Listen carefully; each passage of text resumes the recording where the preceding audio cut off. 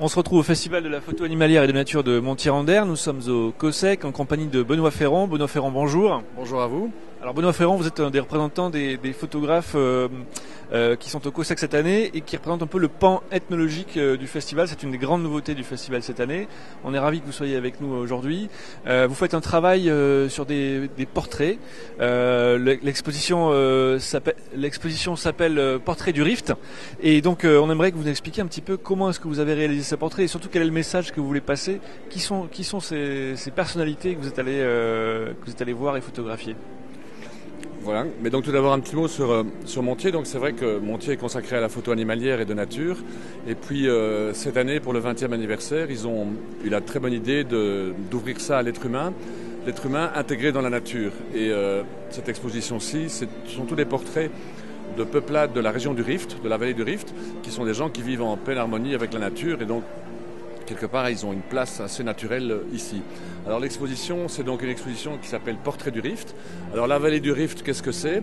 C'est cette faille terrestre qui part du golfe d'Aden, tout en haut de l'Afrique de l'Est, au niveau de Djibouti, qui naît là-bas et qui après ça traverse donc Djibouti, traverse toute l'Éthiopie, traverse tout le Kenya et meurt dans le nord de la Tanzanie. C'est le rift oriental. Et puis vous avez un rift occidental qui part de là jusqu'au Malawi.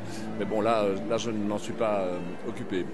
Et donc tout au long de ce rift, vous avez des décors extraordinaires, vous avez des volcans, vous avez des lacs salés fabuleux, vous avez le Kilimandjaro, le mont Lengai, quelques lacs aussi très connus. Et vous avez un grand nombre de peuplades qui vivent sur ces 4 pays. C'est un territoire très très grand. Et beaucoup de ces peuplades sont assez mythiques et gardent encore des traditions relativement primitives. Et ont énormément de caractère et sont très intéressantes à photographier. Alors, vous parlez des paysages et vous, votre travail justement, vous avez fait fi de tous ces paysages puisque vous photographiez toutes ces personnes sur fond noir et donc vous vous intéressez, alors c'est leur visage qui apparaît, leurs yeux, leurs habits d'apparat. Vous avez fait un choix de les montrer eux et non pas leur environnement. Voilà, alors ça c'est une série que j'ai fait là-dessus. J'ai aussi des photos de lacs, de paysages, etc. Mais ça c'est une autre série. Ici ce que j'ai voulu faire, c'est j'isole les personnages de leur environnement vraiment pour mettre le focus sur eux. Donc sur leurs traits, sur leurs bijoux, sur leur parure, certaines tribus aussi font un travail de body art, d'art corporel avec des peintures. Et ce que j'ai voulu montrer, c'est qu'il y a énormément de tribus, mais il y en a une série qui sont tout à fait emblématiques.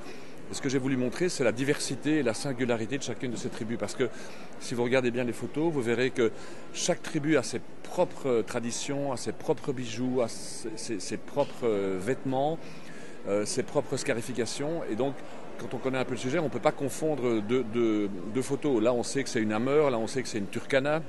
Là, on sait que c'est un Maasai, et c'est cette diversité qui est assez extraordinaire parce que c'est un territoire assez grand, mais bon, qui est quand même plus petit que l'Europe. Et vous avez encore une véritable diversité, alors que chez nous, on est dans la globalisation.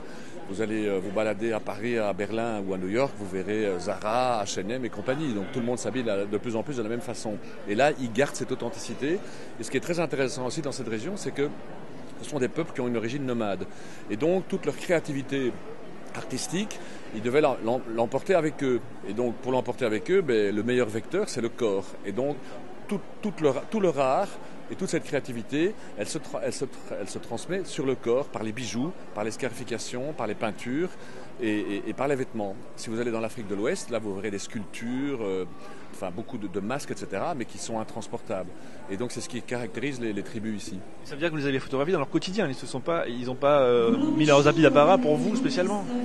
Alors, c'est l'expo, il n'y a que 14 portraits, mais j'en ai des centaines. J'ai une expo plus importante qui en fait 38. C'est 10 ans de travail, c'est 15-20 voyages, donc je ne peux pas vous donner une réponse générale parce que beaucoup des photos que vous voyez ici, c'est des gens qui sont dans leur habit de tous les jours.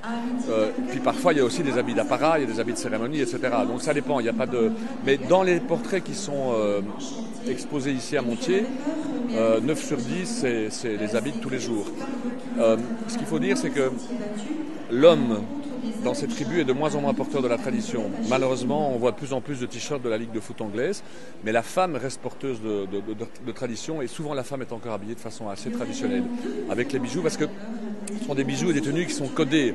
Dans certaines tribus, il faut connaître les codes, moi je ne les connais pas tous, mais vous savez, telle femme est mariée, telle femme est la première femme parce qu'elle a tel bijou autour du cou, telle femme est à marier, telle femme n'est plus vierge à la limite.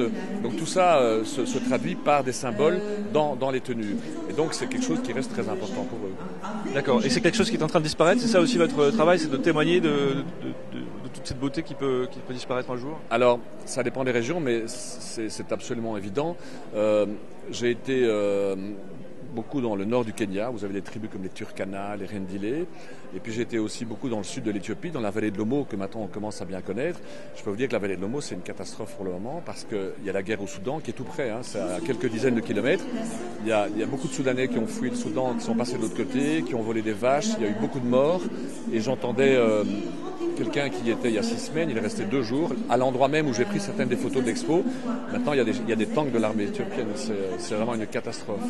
Et en outre, ces tribus ne sont absolument pas protégées par le gouvernement, qui au contraire donne des concessions fruitières, agricoles à des grands groupes asiatiques, et donc est en train de prendre du territoire à toutes ces tribus qui en ont absolument besoin parce qu'elles ont de l'élevage, leur richesse c'est les vaches, et elles ont besoin de pâturage. Et donc c'est clair que ce coin-là, en tout cas, est en grand danger. Alors, expliquez-nous comment vous, en tant que photographe occidental, vous arrivez sur place, vous les rencontrez et comment vous arrivez à les convaincre de partager votre souci justement de témoignage, quoi. Est-ce que ça leur parle, ça? Et puis comment vous arrivez à les convaincre de travailler avec vous? Bon, d'abord, il faut savoir que mes voyages sont assez bien organisés. J'ai un ami qui s'appelle Jean-Yves Marteau, qui vit là-bas, qui est organisateur de voyages.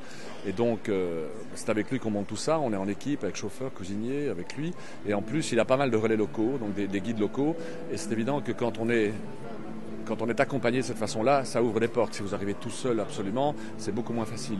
Donc lui, on va parfois dans des endroits qu'il connaît déjà, parfois dans d'autres endroits, mais bon, ça facilite grandement le contact. Et puis, il n'y a pas de règles, mais en général, on arrive dans un village, on installe les tentes, on prend le temps, on va voir le chef de village, on discute avec lui. Bon, dans beaucoup de ces endroits, il n'y a pas de secret. Aujourd'hui, il faut payer, donc on négocie un prix. Mais moi, je fais poser les gens parfois 20 minutes devant la toile, donc à la limite, ils sont un peu comme des modèles, donc je trouve ça normal de les payer.